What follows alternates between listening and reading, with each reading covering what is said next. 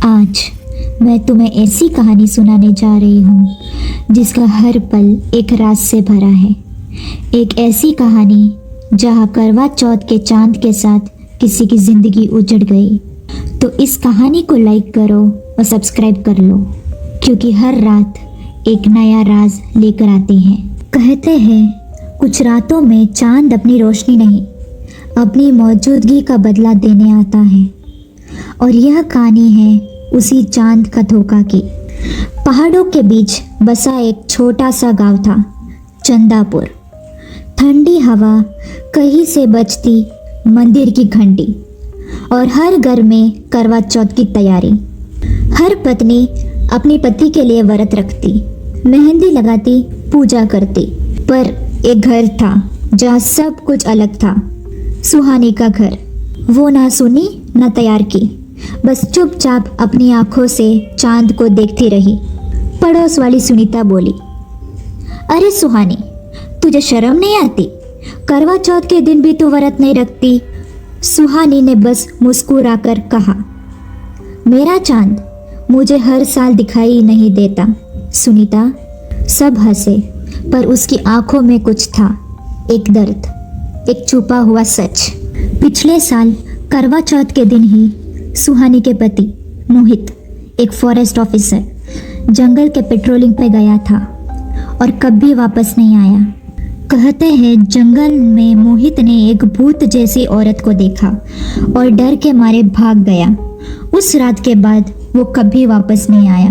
Police ने तलाश की, पर ना लाश मिली ना कोई निशान, बस एक पायल तालाब के पास। उस दिन के बाद सुहानी ने व्रत रखना छोड़ दिया। लोगों के लिए वह बेवफा थी, पर उसके लिए वो रात अभी भी जीती जागती थी।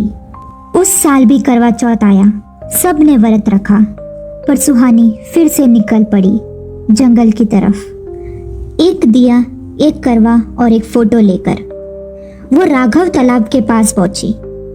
तालाब के किनारे चांदनी चमक रही थी और हवा में एक अजीब सी ठंड थी।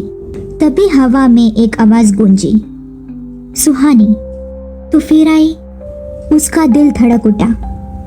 उसने पीछे देखा और वहां खड़ा था मोहित, आधा जला हुआ, आंखों में ख्वाफ और हाथों में वही टूटी पायल। मोहित ने कहा, सुहानी, तूने मुझसे झूठ क्यों बोला था?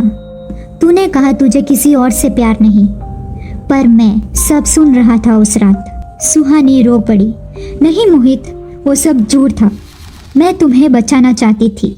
मोहित चिल्लाया, बचाना? मुझे या खुद उस चांदनी औरत से? तेज हवा चलने लगी, दिया बुझ गया, चांद बादलों के पीछे छुप गया। सुहानी ने हाथ में पानी उठाया और कहा, अगर तू सच में मोहित है तो ये पानी पी ले। मोहित ने हाथ बढ़ाया और उसके हाथ पानी में घुल गया।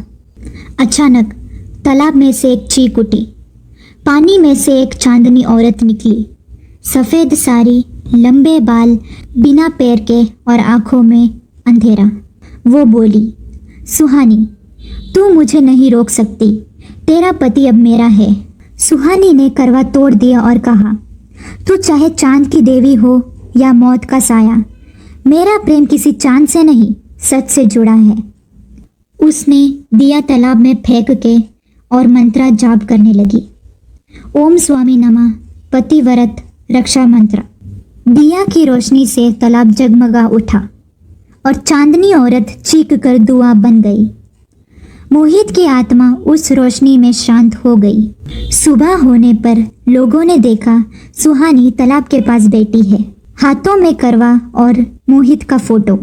उसका चेहरा शांत था, जैसे सालों के बाद बोझ उतर गया हो। उस दिन के बाद से चंदापुर में करवा चौथ का मतलब बदल गया। अब महिलाएं सिर्फ पति के लिए नहीं, अपनी सच्चाई और हिम्मत के लिए भी व्रत रखती है। सच्चा प्रेम चांद से नहीं, सच से जिंदा रहता है। और सुहानी ने यह साबित कर दिया कि कभी कभी चांद की रोशनी भी धोखा देती है।